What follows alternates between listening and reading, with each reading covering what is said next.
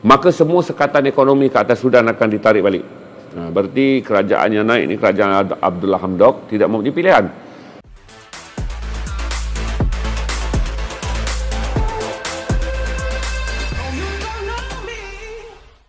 Tuan-tuan dan perempuan yang menanti update dari Sudan keadaan kian memburuk.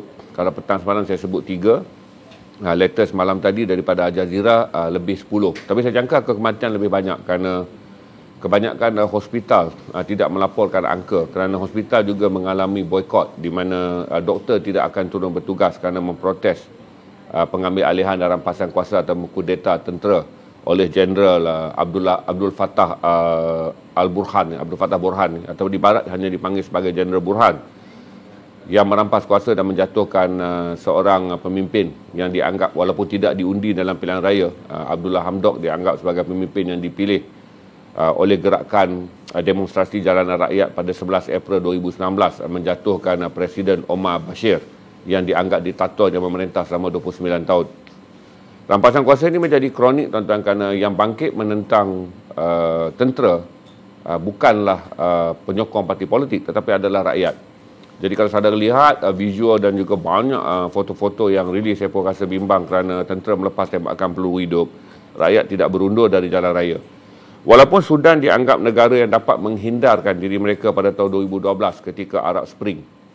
Ketika Arab Spring yang dicetuskan oleh New World Order ataupun apa dipanggil sebagai gerakan menjatuhkan semua kerajaan yang berorientasikan diktator dan sistem monarki yang tidak dapat diselaraskan dengan agenda New World Order tu. Tetapi Sudan selamat pada waktu itu, walaupun ketika 2012 Jeneral Presiden Omar al-Bashir telah memerintah hampir 20 tahun. Kerana Omar al-Bashir secara sejarahnya antara pemimpin yang paling lama memerintah di dunia selain daripada Jeneral Suharto 32 tahun. Omar al-Bashir sebelum dijatuhkan pada tahun 2019 telah memerintah selama 29 tahun. Hingga semalam, update daripada 42 rakyat Malaysia yang berada dalam pelindungan bangunan Petronas selamat. Untuk pengetahuan saudara, selamat, dan bangunan tersebut pasti diberi pelindungan eksklusif kerana selain menyediakan pusat operasi Petronas, oleh kerana pejabat itu antara yang paling mewah dan paling high-end di Khartoum. Maka pejabat itu juga disewa oleh Pertubuhan Bangsa-Bangsa Bersatu dan banyak badan-badan yang established. Kita harap pihak tentera yang merampas kuasa memberi perlindungan dan juga memberi lebih aspek keselamatan untuk memastikan 42 rakyat Malaysia termasuk 27 pelajar yang berada di sana dalam keadaan yang selamat. Untuk pengetahuan tuan-tuan, dalam sidang akhbar yang pertama yang dilakukan oleh Jeneral Abdul Fattah Burhan mengatakan bahawa rampasan kuasa terpaksa dilakukan bagi mengelakkan pertempuran ataupun perang sivil apabila tentera dan juga kerajaan yang memerintah, kerajaan sementara yang memerintah ini tidak sehaluan. Untuk saudara nampak mudah, pada bulan April berlaku kebangkitan rakyat. Bulan April 2019 berlaku kebangkitan rakyat yang dipanggil sebagai Sudan Spring. Mudahnya Sudan Spring. Dia terlewat daripada Arab Spring. Sama ada Arab Spring yang berlaku di Algeria, kemudian di Tunisia, kemudian merebak ke Algeria, dan kemudian merebak ke Libya, merebak ke Mesir, merebak ke Jordan tapi gagal, merebak ke Syria dan berjaya. Sebelum Arab Spring itu bangkit, walaupun pada waktu itu Sudan masih lagi diperintah oleh seorang presiden diktator, tetapi langsung tiada kebangkitan berlaku di Sudan. Berarti hanya 7 tahun kemudian barulah rakyat Sudan bangkit pada April 2019 dan menggulingkan Presiden Omar Bashir yang pada waktu itu telah pun memerintah selama 29 tahun.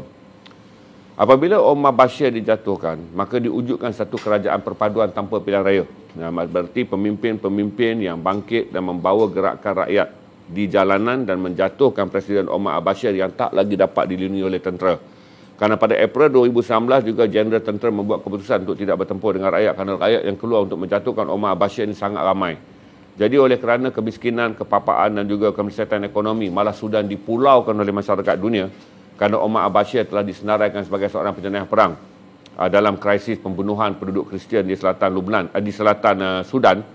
Maka Sudan telah menjadi negara terpinggir. Apabila terpinggir, Sudan banyak mengalami pemboikotan, Sudan tidak mendapat banyak jaminan bantuan daripada mana-mana negara dan disenaraikan juga sebagai negara yang paling miskin di dunia, maka rakyatnya bangkit. Bila bangkit pada April dan akhirnya Omar al-Bashir terpaksa melarikan diri dan tentera pada waktu itu yang selama ini melindungi Omar al-Bashir enggan melindunginya kerana tentera enggan membunuh begitu ramai rakyat yang telah bergerak jalan raya untuk menjatuhkan Omar al-Bashir.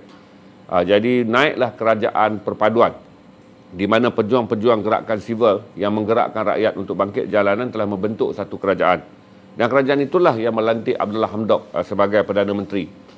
Dan Abdullah Hamdok telah menjanjikan pilihan raya akan diadakan pada tahun 2023. Tetapi sebelum pilihan raya dapat diadakan, ramai pihak mengatakan bahawa walaupun Jeneral Muhammad Fattah Burhan tidak menyatakan sebab yang lebih eksklusif, kecuali mengatakan dia tidak mahu berlaku pertempuran yang luar biasa dan membunuh lebih ramai orang sekiranya berlaku krisis berpanjangan antara tentera dan juga kerajaan Abdullah Hamdok. Saya fikir ada beberapa polisi Abdullah Hamdok yang tidak disenangi oleh pihak tentera walaupun disokong oleh rakyat. Kerana kalau saya tengok di Khartoum, gerakan rakyat tu walaupunlah tidak sebesar waktu menjatuhkan Omar Bashir. Tapi saya jangka hari ke hari makin ramai orang akan keluar ke jalanan, membakar tayar, bertempur dan juga menggunakan batu untuk melawan angkatan tentera. Dunia masih lagi melihat perspektif sebenar kenapa Jeneral Abdul Fattah Burhan mengambil alih Sudan. Sama ada tidak jelas, saya tak boleh buat snapshot, iaitu memberi gambaran mudah saja. Tidak mungkin pada saya pada ketika ini rampasan kuasa itu berkaitan dengan polisi Sudan yang tunduk dan juga mengikut arahan Amerika Syarikat, di mana Sudan apabila disenaraikan sebagai negara pengganas dan negara yang diboikot dalam banyak sektor ekonomi, apabila mereka menjatuhkan Omar al-Bashir maka Perdana Menteri dan Kerajaan Sudan yang baru ini telah menjalankan banyak rundingan dengan Amerika Syarikat bagi mendapatkan bantuan kewangan. Amerika Syarikat menjamin bantuan kewangan kepada Sudan. Agak mewah bantuan kewangannya dengan syarat Sudan menjadi negara yang menerima Israel, mengiktiraf Israel dalam apa yang dipanggil new normalisasi di kalangan negara Arab ke atas Israel. Jadi Sudan antara negara yang bersetuju. Jadi antara negara-negara kaya minyak yang menaikkan kewujudan Israel, berarti mengiktiraf Israel ada sebuah negara yang wujud secara sah di atas bumi Palestin tu. Antara yang terawal mengiktirafnya adalah UAE, kemudian diikuti oleh Bahrain. Ada sikit tanda-tanda mesra daripada Oman yang akan menyertainya. Walaupun Saudi belum menyatakan apa-apa, tetapi ramai mengatakan bahawa Saudi juga adalah mentor di belakang projek mengiktiraf Israel ni. Negara-negara membangun daripada kalangan bukan kaya minyak tetapi berpengaruh di kalangan dunia Arab di benua Afrika, terutama di Afrika Utara, Algeria dan Maghribi telah mengiktiraf kerajaan ini. Dan Sudan satu-satunya negara miskin yang diperangkap oleh dua syarat Amerika. Pertama, hanya apabila Sudan menandatangani new normalisasi dan mengiktiraf Israel, maka semua sekatan ekonomi ke atas Sudan akan ditarik balik. Berarti kerajaan yang naik ini, kerajaan Abdullah Hamdok, tidak mempunyai pilihan. Kalaulah beliau enggan tunduk kepada Amerika, Sudan akan kekal dalam kemiskinan. Berarti rampasan kuasa menjatuhkan Presiden Omar al-Bashir tidak akan memberi makna. Kerana menjatuhkan seorang pemimpin diktator tetapi rakyat masih lagi terperangkap dalam kemiskinan kerana penghasilan minyak dan juga bantuan ekonomi tak diberikan oleh masyarakat dunia, menjadikan Abdullah Hamdok akhirnya tunduk dan mengikut telunjuk Trump pada waktu itu, kerana new normalisasi dilaksanakan oleh Trump sebelum penggalnya berakhir pada tahun lalu.